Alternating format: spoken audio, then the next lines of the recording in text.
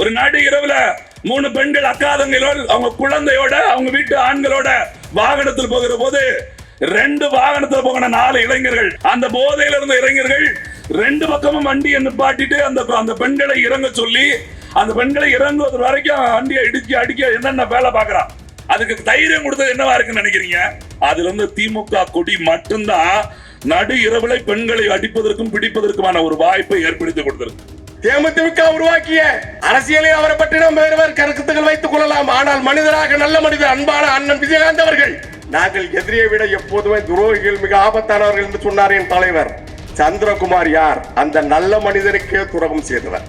சென்னை அண்ணா பல்கலைக்கழகத்தில் நடந்த அந்த பெண்ணுக்கான பாலியல் பிரச்சனையில அந்த பெண்ணை குற்றம் சாட்டிய எஃப்ஐஆர் போட்டிருப்பது வெட்கக்கேடானது அப்படின்னு இந்த கரடியை காரித்து புண்ணுவாங்களே, அது மாதிரி சுப்ரீம் கோர்ட் ஸ்டாலின் மூஞ்சில காரி அப்படின்னு துப்பிருச்சு. உண்மையிலேயே இந்த புத்தகத்தை நீங்க படிங்க. இந்த புத்தகத்துல இருக்கிறது தவறுன்னு நிறுவுகிற ஒரு கம்யூனிஸ்டுக்கார எங்களை பார்த்து கேளுங்க, சீமானுக்கு தகுதி இருக்கான்னு. இந்த புத்தகத்தை படிக்காமல் அவர்கள் கொடுக்கிற நோட்டுக்கு மட்டும் நீங்க வாலாட்டினீங்கன்னா நீ கம்யூனிஸ்ட் கட்சிக்காரனா இருக்கிறதுக்கு தகுதியா இருக்கான்னு இந்த புத்தகத்தை காட்சி காமிக்கிறேன். நாம் தமிழர் கட்சியினுடைய தலைமை ஒருங்கிணைப்பாளர் செந்தமிழன் சீமான் அவர்களை ஆதரிப்பதை எவன் எதிர்த்தாலும் எனக்கு எந்த கவலையும் இல்லை என்பதை பிரகடனப்படுத்தினார். ஈரோடு கிழக்கு இடைத்தேர்தல் தமிழ்நாடு முழுக்க இருக்கிற, இன்னும் சொல்ல போனால் முழுக்க இருக்கிற மக்களுக்கு இந்த அரசுக்கு மீதான இந்த அரசுக்கு எதிராக தனக்கு மனசுக்குள்ள எழுத கேள்விகளுக்கெல்லாம் பதில் சொல்வதற்கு 5 வருஷத்துக்கு ஒரு முறை வாய்ப்பு உண்டு.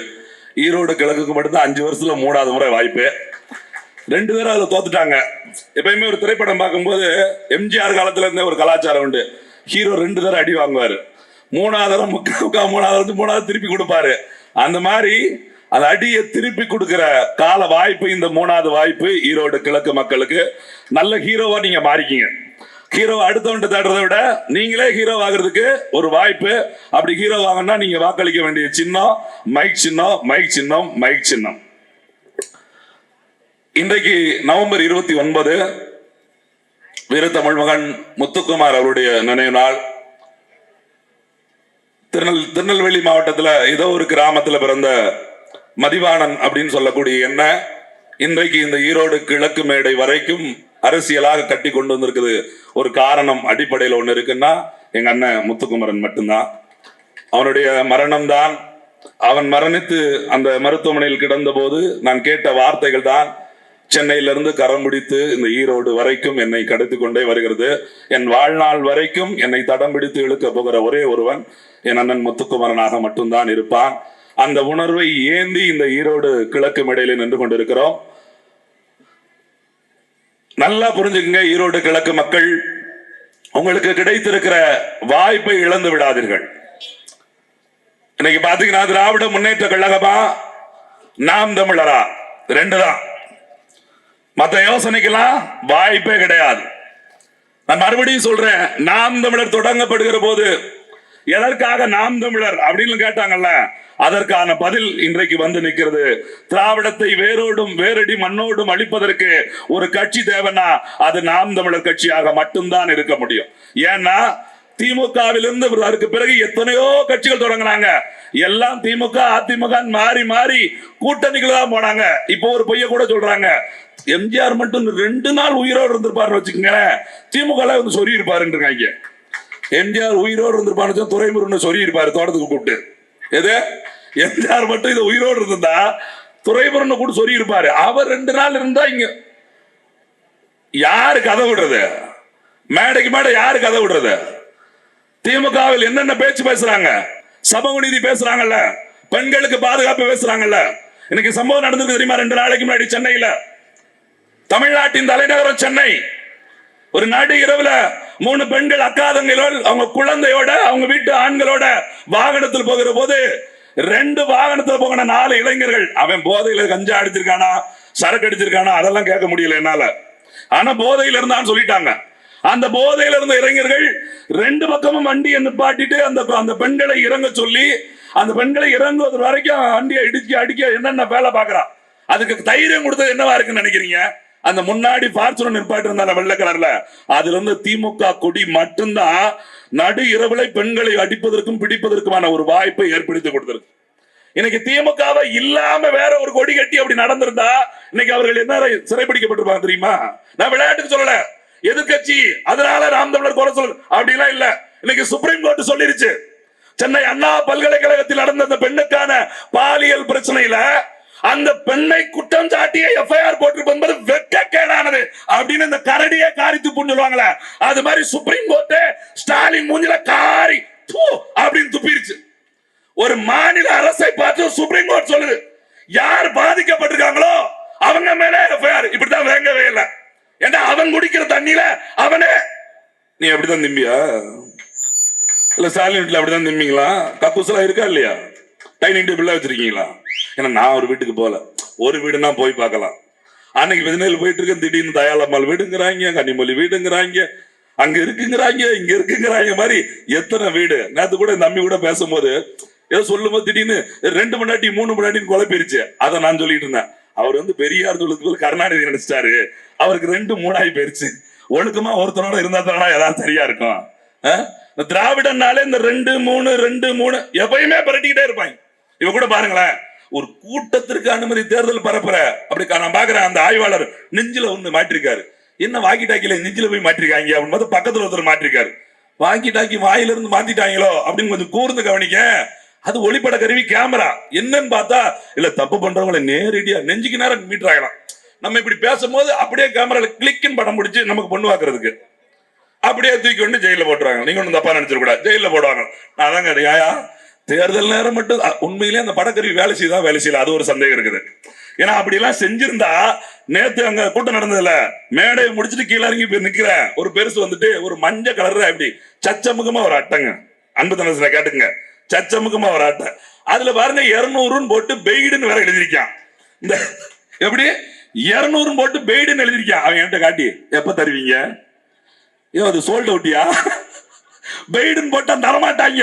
இல்ல இல்ல இது இந்த கூட்டம் தானே, அஞ்ச கலர் கருணாநிதி கூட்டம், அங்க அவர் கீழே போட்டு போனதை இட்டு வந்துட்டாரு. கூட்டம் நடக்குதுல, சிட்ட இருந்தா காசு தருவாங்க. என்னன்னா நேத்து அண்ணன் சீமான் அங்க பேச போறான்னு சொல்லி அங்க இருக்க பெண்கள் எல்லாம் நீங்க இங்க வாங்க ஓட்டர் ஐடி சரிவாக வென்றீங்கன்னு ஒரு இடத்துக்கு கூட்டு போயிட்டாங்க.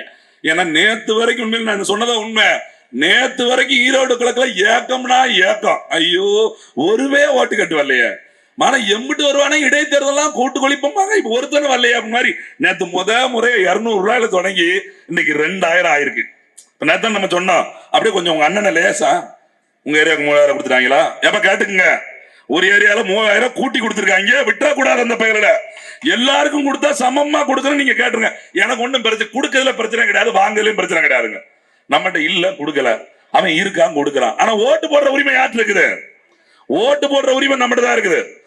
என்ன வேணாலும் வாங்குறவங்க கொடுக்குற அதெல்லாம் விடுங்க. நான் மறுபடியும் சொல்றேன், இந்த 5 நாள் தான் கொடுப்பான், இந்த 5 நாள் தான் வருவான். மத்த நாள் எல்லாம் அவர்கள் நம்ம நோக்கி வருவார்களா? இன்னும் 1 வருஷம் எம்எல்ஏ தான் இப்ப நடக்க போறது. வெறும் ஓராண்டுக்கான சட்டமன்ற உறுப்பினர் தான். நீங்க நினைச்சு பாருங்க, ஓராண்டுக்கான சட்டமன்ற உறுப்பினர் பொறுப்புக்கு 200 ரூபாய் 300 ரூபாய் கொடுக்கறான்னா அவ இத்தனை ஆண்டு காலம் ஆட்சி செய்தோட சாதனை என்னவா இருக்க முடியும்? உண்மையிலே அவ சரியானவனா இருந்தா ஆளுங்கட்சி நிக்குதுங்க, ஆளுங்கட்சி நாட்டுல 90% 99% நேத்து 99% வாக்குறுதியை நிறைவேற்றிட்டோம் அப்படின்னா ஓசிலே ஓட்டு வாங்க வேண்டியதானே? வாக்கு கேட்டாலே ஓட்டு விழுந்துருமே இல்லையே. அப்படின்னா என்ன அர்த்தம்? எல்லா சாதனை எல்லாமே பேசுறதெல்லாம் போய் அப்படிலாம் ஒண்ணுமே கிடையாது. எப்பொழுதும் வாக்குக்கு காசு துட்டு கொடுத்தா ஓட்டு விழுன்னு நினைக்கிறாங்களே, அந்த இதுல இருந்து முதல் மாற்றத்தை தொடங்குவதற்கு ஒரு வாய்ப்பு ஈரோடு கிழக்கு இருக்கு. நான் மறுபடியும் சொல்லி முடிக்கிறேன், இது ஓராண்டு எம்எல்ஏ நினைக்காம 100 ஆண்டுக்கும் மாற்றத்தை தொடர்வதற்கு நீங்கள் வாக்களிக்க வேண்டிய சின்னம் மைக் சின்னம், மைக் சின்னம், மைக் சின்னம். தமிழ்நாட்டில் ஒரு மாற்றம் வருவதற்கு எங்க அண்ணன் சொன்னது போல ஈரோடு கிழக்குல முதல்ல சூரியன் ஈரோடு மொத்தமா கிழக்குல உதயம்ல, ஈரோடு கிழக்குல மறையணும். இங்க சூரியன் மறைஞ்சாதான் தமிழ்நாட்டுக்கே விடியும் கிழக்கு. அதை மனசுல வச்சு நீங்கள் வாக்கு செலுத்துங்க. எங்க அக்கா சீதாலட்சுமி நல்ல படித்தவங்கள், பண்பாளர்கள், அவர்களுக்கு நீங்கள் மைக் சின்னத்திலே உங்கள் வாக்குகளை செலுத்தி வெற்றி பெற வேண்டும் கேட்டு நன்றி விடைபெறும். நன்றி, வணக்கம். நாம் தமிழர். நாம் தமிழர் கட்சி இந்த இடைத்தேர்தலை சந்திக்கின்றது. இந்த இடைத்தேர்தலில் நாம் தமிழர் கட்சி அங்கீகரிக்கப்பட்ட ஒரு கட்சியாக மாறிய பிறகு சந்திக்கின்ற முதல் இடைத்தேர்தல். அந்த முதல் இடைத்தேர்தலில் முதல் வேட்பாளராக அறிவிக்கப்பட்டிருக்கின்ற சகோதரி சீதாலட்சுமி அவர்கள் நாளை இதே தொகுதியில் இருந்து வெற்றி பெற்ற சட்டமன்ற உறுப்பினராக போக இருக்கிறார். அவர்களுக்கும் என்னுடைய வாழ்த்துக்கள். கடந்த ஒரு வார காலமாக அல்லோலப்பட்டு கொண்டிருக்கின்ற இந்த அரசியல் தளம் மிக முக்கியமான கூர்மையான ஒரு தளத்தில் வந்து நிற்கின்றது. இந்த தளம் ஏற்கனவே திராவிடமா ஆரியமா என்கின்ற திசையில் இருந்து மிக முக்கியமான ஒரு திசையாக மாறி திராவிடமா தமிழ் தேசியமா என்கின்ற ஒரு நிலைக்கு வந்திருக்கின்றது. இது 1-2 ஆண்டுகளில் நிகழ்ந்தவை அல்ல, 15 வருட கால கடுமையான உழைப்பின் கீழ் நிகழ்ந்தவை. அந்த நிகழ்ந்தவையில் முக்கியமான காலகட்டத்தில் நம்ம இருக்கிறோம். இன்னைக்கு நிறைய பேர் சொல்றாங்க நாம் தமிழர் கட்சியினுடைய தலைமை ஒருங்கிணைப்பாளர் வேண்டும் என்று ஈவேரா அவர்களை விமர்சனம் செய்கிறார்னு. உண்மையிலே இல்லைங்க. கடந்த 14 வருட காலமாக ஈவேராவை காத்து வந்தவர் எங்கள் அண்ணன் சீமான். அதற்கு பல்வேறு காரண காரியங்களை என்னால சொல்ல முடியும். ஒரு காலத்தில் 2011 நவம்பர் மாதம், அப்பொழுது நான் பிரான்ஸ் நாட்டிலே இருந்த பொழுது ஒரு செய்தி வருகிறது. எப்படியெல்லாம் ஆரியத்தினுடைய மூட நம்பிக்கைகளை ஒழிப்பதற்காக எப்படி பெரியார் சிலையை உடைத்தாரோ, அதே போல திராவிடர்கள் நம்மை ஏய்த்து பிழைக்கின்ற மூட நம்பிக்கையை உடைப்பதற்காக பெரியார் சிலையை உடைப்போம் அப்படின்னு சொல்லி எழுதிட்டு போயிட்டார். உடனடியாக அண்ணனின் அண்ணனாக இருந்த கோவை ராமகிருஷ்ணன் அவர்கள் அண்ணனை தொடர்பு கொண்டாங்க. அண்ணன் உடனடியே பிரான்ஸ் நாட்டில் இருந்த என்ன, நீ கல்வியாளனடா, நீ இப்படி பண்ணுவியாடா, இதெல்லாம் நம்ம வந்த பாதடா அப்படின்னு தான் போனாங்க. அப்படியெல்லாம் பாதுகாத்து வந்த ஒருவரை இந்த இடத்துல நாம விமர்சிக்க வேண்டும் என்ற நிலைக்கு தள்ளியது திராவிட முன்னேற்ற கழகம். அதுக்கு யாரும் கருத்துல ஒண்ணு இல்லைங்க. இந்த புத்தகத்தை பாருங்க. இந்த புத்தகம் நான் சில புத்தகத்தை மட்டும் காமிச்சிட்டு உங்கள்கிட்ட இருந்து இந்த செய்தியை பதுங்கினேன். இந்த புத்தகம் இந்திய எதிர்ப்பு போரில் திராவிட பித்தலாட்டம் என்ற தலைப்பு. இந்த தலைப்பு அப்படியான தலைப்பாக வைக்கப்படவில்லை. குறிப்பாக இந்த புத்தகத்தினுடைய அட்டைப்படத்தை வடிவமைத்தவர் அண்ணன் பாலமுரளிவர்மன். அவர் முதல்ல பெரியாரினுடைய கைத்தடியை போட்டு இந்திய எதிர்ப்பு போரில் பெரியாரினுடைய பித்தலாட்டம் இப்படிதான் பேர் வச்சாரு இந்த புத்தகத்துக்கு. ஆனா அண்ணன் சீமான் அவர்கள் ஏற்கனவே தம்பி நம்ம வந்த பாதை அதை விட்டுடுங்க அப்படின்னு சொன்னதுனால எங்க இந்த புத்தகத்துக்கு திட்டு விழுந்துடுமோன்னு நாங்க இது அதெல்லாம் மாத்திட்டு வெறும் கருப்பு படத்தை போட்டோம். இது இந்த புத்தகத்தை ஏன் இதை சொல்றேன்னா, நாங்கள் உங்களுடைய பிம்பத்தை காத்து வந்தோம். அத ஒரு குட்டிச்சவர் இருக்குங்க, ஊர்ல ஒரு குட்டிச்சவர் இருக்கு. திருடுறவன் அந்த குட்டிச்சவருக்கு பின்னாடி போய் ஒளிஞ்சுக்கிறான். தாலி இருக்கிறவன் இந்த குட்டிச்சவருக்கு முன்னாடி போய் ஒளிஞ்சுக்கிறான். கொலை பண்றவன் அந்த குட்டிச்சவருக்கு போல ஒளிஞ்சுக்கிறான். எல்லாரும் பார்த்தா அது குட்டிச்சவர்றா, அது ஒரு குட்டிச்சவர், அந்த குட்டிச்சவரை போய் உடைக்க கூடாது அது அப்படின்னு இல்ல. திருடனையும் இந்த கொலைகாரனையும் பிடிக்க வேண்டிய அவசியம் இருந்தது. அதனால அந்த குட்டிச்சவரை உடைத்துதான் இவர்களை அம்பலப்படுத்த வேண்டியது. அந்த குட்டிச்சவர் தான் ஈவேரா என்கிறவர்கள். இந்த தம்பி இளம்பவன கார்த்திக் விவாதத்தில் இருக்கும் பொழுது இதெல்லாம் எப்படிங்க விடுதலை எல்லாம் நாட்டுடைமையாக்கி விட்டார்களா? நாட்டுடைமையாக்கப்படவில்லை. பெரியார் திராவிடர் கழகத்திலே அது நாம் தமிழர் உடைமையாக்கி விட்டார்கள். எல்லா விடுதலை பத்திரிகையிலும் டவுன்லோட் பண்ணி நாங்க ஹார்ட் டிஸ்க்ல போட்டு வச்சிருக்கோம். நீங்க மட்டும்தான் ஹார்ட் டிஸ்க் வச்சிருப்பீங்களா? நாங்க ஹார்ட் டிஸ்க் வச்சிருக்கோம். அப்புறம் இந்த கம்யூனிஸ்ட் கட்சி தோழர்கள் ரொம்ப பேசுறாங்க, தகுதியே இல்லை, அது இல்லை அது இல்லைன்ட்டு. உண்மையிலேயே இந்த பாதை பாருங்க, ஈரோட்டு பாதை சரியா? ஒரு கேள்வி. யாரு? நான் கேட்கல. கம்யூனிஸ்ட் கட்சி தோழர்கள் பெரிதாக மதிக்கின்ற ஐயா ஜீவானந்தம் கேட்டது. உண்மையிலேயே இந்த புத்தகத்தை நீங்க படிங்க. இந்த புத்தகத்துல இருக்கிறது தவறுன்னு நிறுவுகிற ஒரு கம்யூனிஸ்டுக்காரை எங்களை பார்த்து கேளுங்க, சீமானுக்கு தகுதி இருக்கான்னு. இந்த புத்தகத்தை படிக்காமல் அவர்கள் கொடுக்கிற நோட்டுக்கு மட்டும் நீங்க வாலாட்டினீங்கன்னா நீ கம்யூனிஸ்ட் கட்சிக்காரனா இருக்கிறதுக்கு தகுதியா இருக்கான்னு இந்த புத்தகத்தை காட்சி காமிக்கிற. அதே போல பெரியார் எப்படியெல்லாம் சொத்து சேர்த்தாரு. ஐயோ அவர் கஷ்டப்பட்டு சொத்து சேர்த்தாருங்க. இந்த புத்தகத்தெல்லாம் பாத்துக்கங்க. பெரிய ஆவணா இந்த புத்தகத்தை தேடி அழிச்சிட்டாங்க. வாலாஜா வள்ளுவன்கிற ஒரு தலைமையில ஒரு தனிப்படை அமைச்சு இந்த புத்தகத்தெல்லாம் அழிச்சிட்டாங்க. ஆனா நம்மள்ட்ட பிரதி இருக்கு. பெரியார் எப்படி சொத்து சேர்த்தார் எப்படி தெரியுமா? இந்த புத்தகம் இருக்கு பாருங்க. இந்த புத்தகத்தை ஆணைமுத்து ஐயா தொகுத்து வெளியிடணும்னு ஒரு நிகழ்ச்சி வருது. அப்ப இந்த புத்தகத்தை தொகுத்து வெளியிடுவதற்கு நிறைய தொகை தேவைப்படுகிறது. இந்த தொகையை எங்கிருந்து பெறுவது? எங்கெல்லாம் போய் கடன் கேட்டிருக்காரு ஆணைமுத்து ஐயா, கிடைக்கலங்கிற உடனே பெரியார்கிட்டயே போயிட்டாரு. பெரியார்கிட்ட போன உடனே நான் கொடுக்க முடியாதுங்க, உங்க மணியம்மை கிட்ட போய் பாருங்க, அவங்க உங்களுக்கு கொடுக்கறதுக்கு வாய்ப்பு இருக்குன்னு மணியம்மை அவர்களிட்ட போய் கேட்டபோது ஆணைமுத்து ஐயா கிட்ட ப்ரோ நோட்டு எழுதி வாங்கிட்டு 10,000 ரூபாய் கடன் கொடுத்தது இந்த திராவிடர் கழகம். அப்படிதான் சொத்துக்க சேர்த்தாங்க. ப்ரோ நோட்டோடைய ஜெராக்ஸ் காப்பி இந்த புத்தகத்துல இருக்கு. இன்னும் நிறைய இருக்குங்க, கேவலமான செய்திகள்லாம் இருக்கு. இதெல்லாம் நான் வெளியிட விரும்பல. இந்த புத்தகத்தை அவசியம் வாங்கி படிங்க. அதே போல காப்பிரைட் இருக்கா?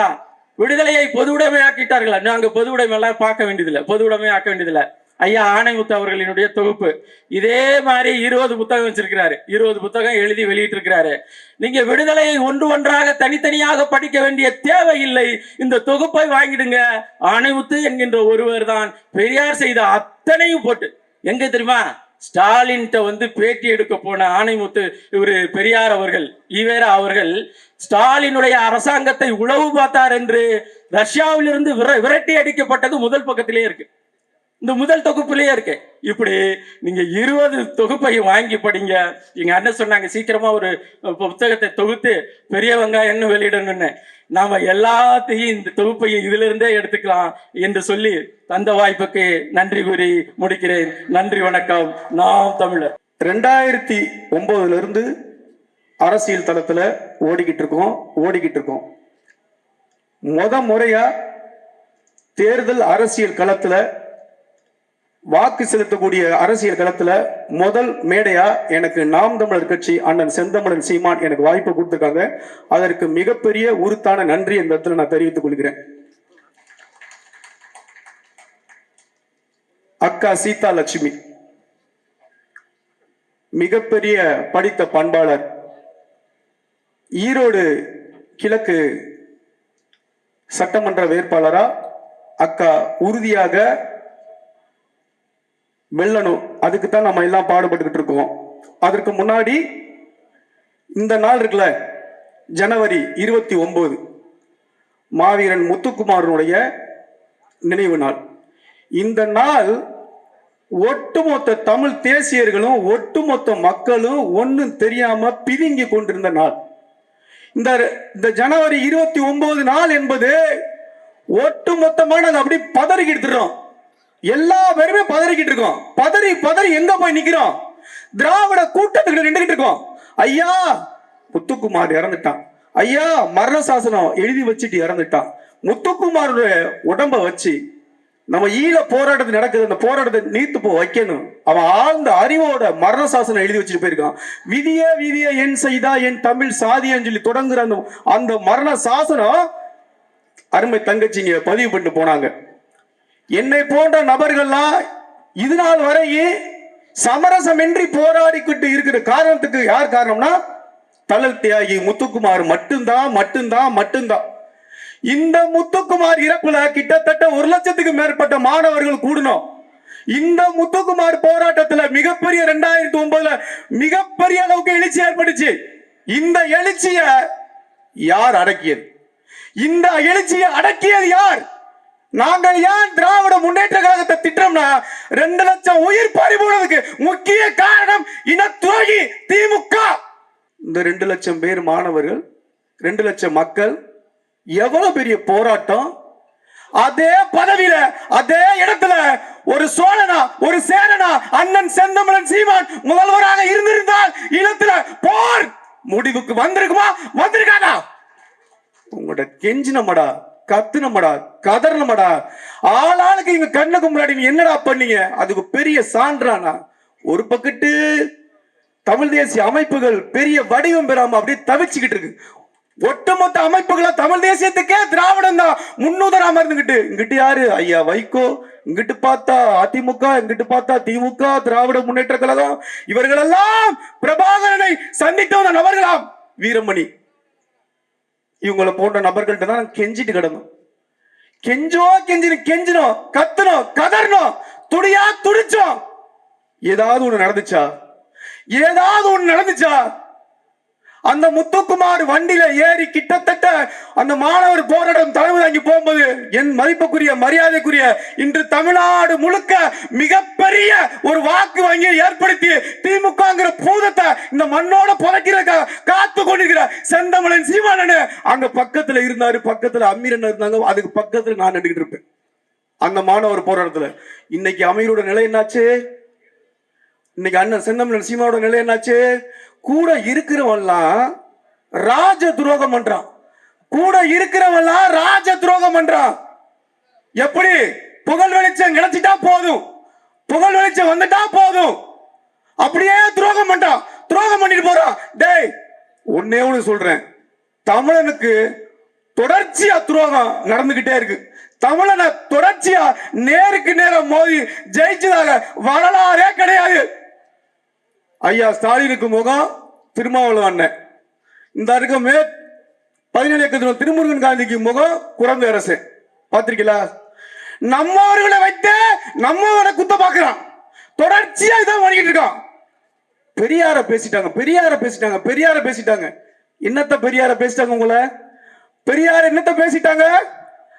பெரியார் தான், பெரியார் தான் அப்படி நீ நிறுவனதான் இங்க பிரச்சனை. நான் என்ன இப்ப தோன்றிய இடமா இல்ல இப்ப தோன்றிய நபர்களா? ஒரே ஒரு விஷயத்தை மட்டும் நான் சொல்லி கடமைப்பட்டிருக்கேன், ஏன்னா நேரம் ரொம்ப குறைவா இருக்கு. ஒரே ஒரு விஷயம் தான். 1956 மொழி வழி மாநிலங்கள் பிரிக்கப்படுது. 1956 மொழி வழி மாநிலங்கள் பிரிக்கப்படும் போது தமிழகத்தின் மொத்த எல்லை பரப்பு 2,30,000 சதுர கிலோமீட்டர். ஆனால் மொழி வழி மாநிலங்கள் பிரிக்கப்படும் போது தமிழகத்தின் எல்லை பரப்பு 1,30,000 சதுர கிலோமீட்டர். மீதி இருக்கிற 70,000 சதுர கிலோமீட்டர் எப்படிடா போச்சு? இந்த மொழி வழி மாநிலத்திற்காக எங்களுக்கு எல்லாமே பெரியார், எங்களுக்கு எல்லாமே பெரியார். என்னாச்சு? குடகு மலை, அடுத்து நமக்கு காவிரி பிரச்சனை, நமக்கு பாலாறு பிரச்சனை, முல்லை பெரியார் பிரச்சனை. இத்தனை நிலங்களும் பெரியாருக்காக, பெரியார் தான் என்று நீங்க சொல்லும் பொழுது என்னுடைய நிலங்கள்லாம் பறிக்கப்பட்டுச்சு. அதற்கு காரணம் யாரு? ஆந்திரா. ஆந்திராவை ஒருத்தன் யாரு? ஆந்திரா விசாலம் என்று போராடி கொண்டதும் பொட்டி சி ராமாலுங்கிற ஒருத்தன் போராடிக்கிட்டு இருக்கான், சென்னையை சேர்த்து போராடிக்கிட்டு இருக்கான். இந்த தந்தை பெரியார் தான் எல்லாமே செய்தார், எல்லாமே செய்தார். என்னடா செஞ்சாரு? மொழி வழி மாநிலங்கள் பிரிக்கப்படும் பொழுது என்ன செஞ்சாரு? என்னுடைய நிலங்கள், அதாவது தன்னுடைய தாயினுடைய கழுத்தை ஒருத்த வெட்டிட்டு போறான், கையை ஒருத்த வெட்டிட்டு போறான், காலை ஒருத்த வெட்டிட்டு போறான், கூறு ஊற போறப்படுச்சு. பெரியார் வேடிக்கை பார்த்தால் இவர் எங்களுக்கு தலைவர் அல்ல, தலைவர் அல்ல, எங்களுக்கு தலைவர் மேதகு பிரபாகரன் மட்டுமே, எங்களுக்கு தமிழ்நாட்டின் அரசியல் தலைவர் அண்ணன் செந்தமிழன் சீமான் மட்டுமே. நன்றி, வணக்கம். வல்லமையும் வலிமையும் பொருந்திய வல்லோனை புகழ்ந்து துவங்குகிறேன். இரும்படிக்கும் இரும்பு பட்டறையில் ஈக்களுக்கு என்ன வேலை என்ற ஆச்சரிய பார்வை உங்களிடத்தில் என்னால் பார்க்க முடிகிறது. நாம் தமிழர் கட்சிக்கும் இந்திய தேசிய லீக் என்ற கட்சிக்குமான தொடர்பு ஒரே ஒரு பாலத்தில் மட்டும்தான் உங்களையும் எங்களையும் இணைக்கிறது. அந்த ஒரே ஒரு பாலம் புரட்சியாளர் பழனி பாபா என்ற அந்த மாவீரனின் ஒரே ஒரு பெயர் மட்டும்தான் நமக்கான பாலமாக இருக்கிறது. அந்த தார்மீக பெருமையிலே இந்த மேடையில் நான் பங்கேற்பதில் பெருமிதம் கொள்கிறேன், பெருமை கொள்கிறேன். பேரன்பு மிக்கவர்களே, இந்த மேடை இந்திய தேசிய லீக் கட்சி என்ற எங்களுடைய எந்த விதமான சமரசத்திற்கும் அப்பாற்பட்ட ஒரு இயக்கத்திற்கும், நாம் தமிழர் என்ற எந்த விதமான சமரசத்திற்கும் இடம் தராத ஒரு இயக்கத்திற்குமான உறவிற்கான முதல் மேடை என்பதை நான் பெருமையாக சொல்ல கடமைப்படுகிறேன். எனது அன்புமிக்க சகோதரர்களே, தோழர்களே, இந்த மேடை நாங்கள் எதிர்பார்க்காத ஒன்று. அண்ணன் செந்தமிழன் சீமான் அவர்கள் எதிர்பாராத விதமாக அன்பு கட்டளையிட்டார். இந்த மேடையிலே நீங்கள் கலந்து கொள்வது நாங்கள் விரும்புகிறோம் என்று. எப்பொழுதுமே ஆசை ஆவல் என்றெல்லாம் சொல்ல மாட்டார், விரும்புகிறேன் என்று எங்களை பணித்தார். அதன் அடிப்படையிலே நாங்கள் சென்று கொண்டிருக்கும் பொழுதே அண்ணனுடைய அந்த வார்த்தைக்காக, அந்த அன்பு கட்டளைக்கு கட்டுப்பட்டு இந்த மேடையிலே பங்கேற்றோம். முதலாக உலக அளவிலேயே, கொஞ்சம் அதிகமா தான் இருக்கும், உலக அளவிலேயே, இந்திய அளவிலேயே, தமிழக அளவிலேயே ஒரு இஸ்லாமிய இயக்கம் நாம் தமிழர் கட்சிக்கு ஆதரவு என்ற ஒரு பெரும் முழக்கத்தை இந்த மேடையிலே இந்திய தேசிய கட்சி முழங்குகிறது. அந்த முழக்கத்திற்கு முன்னால் அண்ணன் சீமான் அவர்களை அவருடைய அறையில் சந்தித்து விட்டு அதை ஆவணப்படுத்தி விட்டு இந்த மேடையிலே நாங்கள் பங்கேற்கிறோம். நிச்சயமாக நாம் தமிழர் கட்சி அதை அங்கீகரிப்பார்கள் என்றும் நாங்கள் எதிர்பார்க்கிறோம். அண்ணன் அதை அங்கீகரிப்பார் என்று நான் நம்புகின்றேன். காரணம், எழுச்சி மிக்க இந்த மேடையில நீங்களெல்லாம் பேச்சிற்கு சொல்ல வேண்டுமா? பேச்சை பற்றி உங்களிடத்தில் பேச வேண்டுமா? எனவே இந்த மேடையை எங்களுடைய மேடையாக அதிக நேரம் எடுத்துக்கொள்ளாமல் இந்த வேட்பாளர் எனது பாசமிகு சகோதரி சீதா லட்சுமி அவர்களுடைய வெற்றிக்காக விரைவில் இந்த ஈரோடு கிழக்கு பகுதியில் இந்திய தேசிய லீக் கட்சி உங்களோடு தோளோடு தோள் நின்று எல்லா விதமான முன்னெடுப்புகளிலும் பிரச்சாரங்களிலும் பங்கெடுத்து அவர்களுக்கான வெற்றிக்குண்டான எல்லா பணியிலும் இந்திய தேசிய லீக் கட்சியின் தலைவரும் அத்தோடு தொண்டர்களும் முழுமையாக பங்கேற்பார்கள். அதற்கு ஒரு அச்சாரமாக எனக்கு இன்னொரு தார்மீக பெருமையும் இருக்கு. அண்ணன் சீமான் அவர்களுடைய கூட்டணியை பெருமைப்படுத்துவதில் எங்களுடைய சமரசமில்லா போராளி இதோ அமர்ந்திருக்கிறார் எங்கள் அண்ணன் இந்திய தேசிய லீக் கட்சியுடைய தலைவர் தடா ரஹீம் அவர்கள். நேற்று பழனிபாபா அவர்களுடைய நினைவேந்தல் நிகழ்விலே ஒரு மாபெரும் பிரகடனப்படுத்தினார். என்ன தெரியுமா? எங்களுடைய சமுதாய மக்களிடத்திலே ஒன்றை பிரகடனப்படுத்தினார். நாம் தமிழர் கட்சியினுடைய தலைமை ஒருங்கிணைப்பாளர் செந்தமிழன் சீமான் அவர்களை ஆதரிப்பதை எவன் எதிர்த்தாலும் எனக்கு எந்த கவலையும் இல்லை என்பதை பிரகடனப்படுத்தினார். யாரா வந்தீங்க? பாஷாபாய் அவருடைய மரணத்தில், அந்த மரணத்தில் முக்குளிப்பதற்கு, அதில் மஞ்சள் குளிப்பதற்காக சமுதாய தலைவர்கள் எல்லாம் பயன்படுத்தினீர்களே. ஒருத்தன் சொன்னான்டா, ஒரு தலைவர் சொன்னான்டா, எங்க அப்படா கோவை பாஷா. எவனுக்கு இந்த தைரியம் வந்துச்சு? மேடையில முழங்கினாருங்க. இந்திய தேசிய லீக் கட்சியினுடைய தலைவர் திண்டுக்கல் பொதுக்கூட்டத்தில் மேடையில முழங்கினார். எங்க அண்ணன் சொன்னாரா, அப்படி சொல்ற ஒருத்தனை நான் தோல்ல சுமக்கவா கால்ல மிதிக்கவா? என்ன பண்ண சொல்ற? இந்த சமுதாயத்திட்ட கேள்வி கேட்டார். அதனால எவ்வளவு எதிர்ப்பு வந்தாலும் நான் அவரை தோளில் சுமப்பேன் என்று பிரகடனப்படுத்தி விட்டு வந்தார். அதற்கு காரணம் என்ன சொன்னார் தெரியுமா? இதற்கு விமர்சனம் செய்வீர்களா? என்னை விமர்சனம் செய்வீர்களா? அப்படி என்றால் கோவை பாஷாவை ஒட்டுமொத்தமாக தீவிரவாதியாக சித்தரித்தார்களே.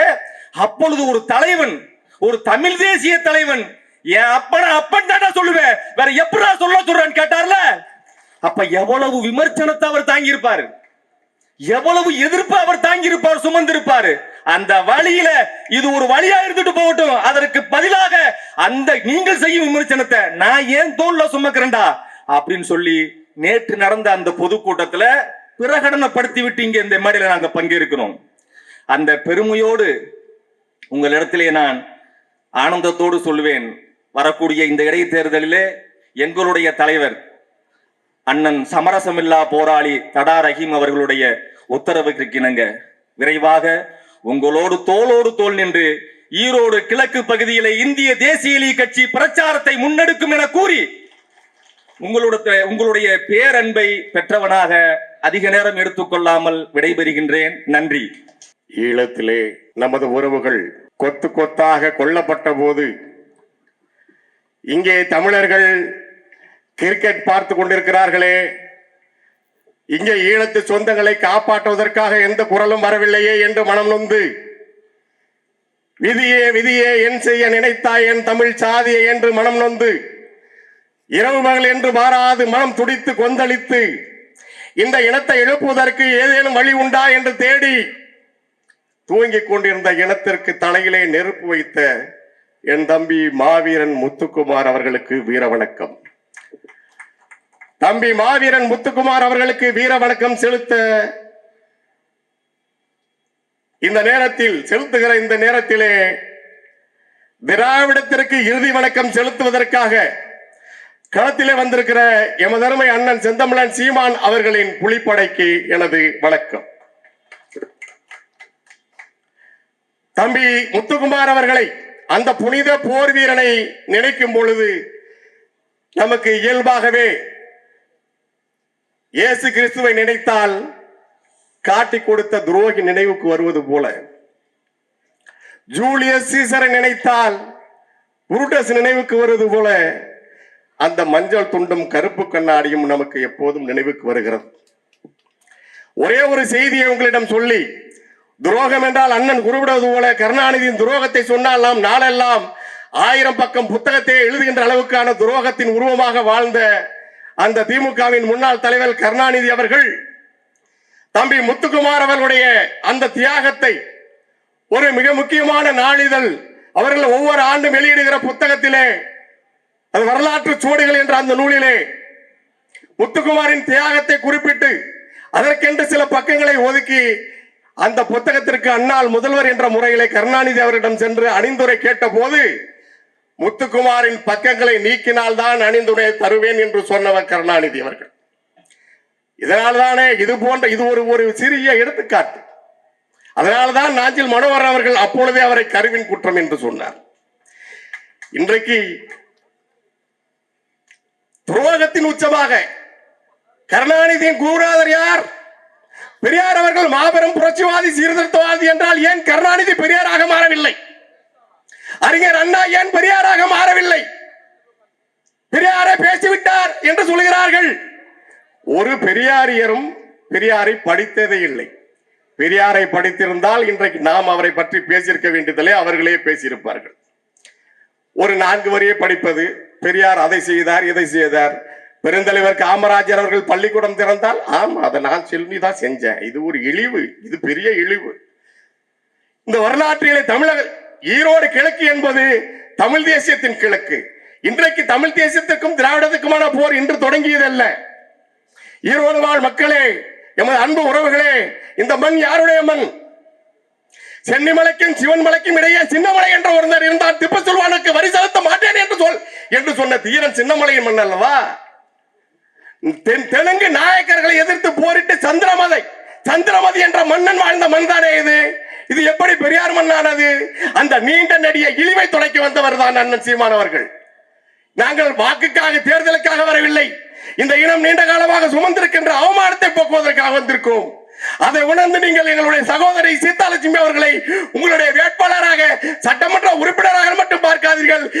நாம் சுமந்திருக்க அவமானத்தை போக்க வந்த வாய்ப்பாக பாருங்கள். சந்திரமதி முதலியார் யார்? சந்திரமதி முதலியார் யார்? தமிழ் பேசினால் நாக்கு அரைத்தான் தெலுங்கு நாயக்கன். தமிழ் பெண்களின் மூக்க அரைத்தான். அவரோடு போரிட்ட சந்திரமதி முதலியார் வாழ்ந்த மண் தானே, அவர் ஆண்ட மண் தானே. நமக்கு மானம் ரோசமிக்கம் அனைத்தும் இருக்கிறது அல்லவா? அதை காட்டுவதற்கான வாய்ப்பு இருக்கிறது. என்று இந்த தேர்தலில் பிப்ரவரி 5ஆம் தேதி தேமுதிகவை சேர்ந்த தேமுதிக உருவாக்கிய அரசியலில் அவரை பற்றி நாம் வேறு கருத்துக்கள் வைத்துக் கொள்ளலாம். ஆனால் மனிதராக நல்ல மனிதர் அன்பான அண்ணன் விஜயகாந்த் அவர்கள் அவர் எல்லோரும் ஏற்றுக்கொள்வார்கள். நாங்கள் எதிரியை விட எப்போதுமே துரோகிகள் மிக ஆபத்தானவர்கள் என்று சொன்னார் என் தலைவர். சந்திரகுமார் யார்? அந்த நல்ல மனிதனுக்கே துரோகம் செய்தவர். உங்களுக்கு எப்படி அவர் ஒரு சட்டமன்ற உறுப்பினராக கடந்த முறை என்ன செய்தார்? எனவே எமது அன்பு நண்பர்கள் ஏற்கனவே திமுகவில் இருப்பவர்கள் சொல்லியிருக்கிறார்கள், எங்களுடைய வாக்கு அக்கா சீதாலட்சுமிக்கு ஒளிவாக்கி சின்னத்தில் தான் என்று உறுதி செய்திருக்கிறார்கள். நாங்கள் இவருடைய ஒரே ஒரு வாக்கு வீணடிப்பதா? ஒரு புக்கு உங்களுக்கு போடுவதால் வாக்கு வீணாயிடுமே. நாடே வீணாகிவிட்டது, உன் வாழ்வே வீணாகிவிட்டது, நமது நலன் வீணாகிவிட்டது, நமது வளம் வீணாகிவிட்டது, ஒரு வாக்கு வீணாகி என்று நினைக்கிறாங்க. அந்த எண்ணத்தை முதலில் மாற்றிக் கொள்ளுங்கள். பெரியார் என்ன செய்தார், பெரியார் என்ன செய்தார் என்று பெரியார் பேசுவர்கள் பேச வேண்டும். அண்ணன் பெரியார் பேசியதை பேசுகிறார். பெரியார் தான் உங்களுக்கு எல்லாம் கற்றுக் கொடுத்தார். இந்த இனம் உலகத்திற்கே நாகரிகத்தையும் பண்பாட்டையும் பெண் உரிமையும் ஜனநாயகத்தையும் போதித்த இனம். ஆனால் நீண்ட நெடுங்காலமாக தாழ்வு மனப்பான்மையில் சிக்கிக் கொண்டிருக்கிறதே இது எப்படி என்று யோசித்து பார்த்தால் அப்பொழுதுதான் தெரிகிறது, உனக்கு அறிவில்லை, உனக்கு எதுவுமே இல்லை. உனக்கு நாயர் தான் வந்து காப்பாற்றினான், உனக்கு செட்டியார் ரெட்டியார் தான் தெலுங்கன் தான் வந்தான், கன்னட ஆகிய நான் தான் வந்தான். உனக்கு என்ன இருக்கிறது? நீ வேசி மகன், உனக்கு அறிவில்லை, உனக்கு படிப்பில்லை என்று சொல்லி சொல்லி சொல்லி தமிழனுக்கு தாழ்வான பழைய தந்தவன் எப்படி தமிழர் தலைவராக இருக்க முடியும்? எப்படி தமிழர் தலைவராக இருக்க முடியும்? எனவேதான் நாங்கள் சொல்கிறோம், தமிழ் தேசியத்தின் இனவெழுச்சி அரசியல் அண்ணன் சீமான் அவர்கள் இதுவரைக்கும் தமிழினத்தை சூழ்ந்திருந்த அந்த இருளை போக்க வந்த கதிரவனாக இந்த சூரியனை இங்கிருந்து அப்புறப்படுத்த வந்திருக்கிறார். எனவே அதை நினைவில் கொண்டு பிப்ரவரி 5ஆம் தேதி இது ஒரு முன்னோட்டம் தான். இது போரிலே ஒரு முன்னறிவிப்பு. 2026 தான் உண்மையான போர். அப்பொழுது இதுவரையும் எம் தமிழினத்தை குழி தோண்டி புதைத்த அனைவரும் இங்கே புதைக்கப்படுவார்கள். ஏற்கனவே இருக்கிற கல்லறைகள் அப்புறப்படுத்தப்படும்.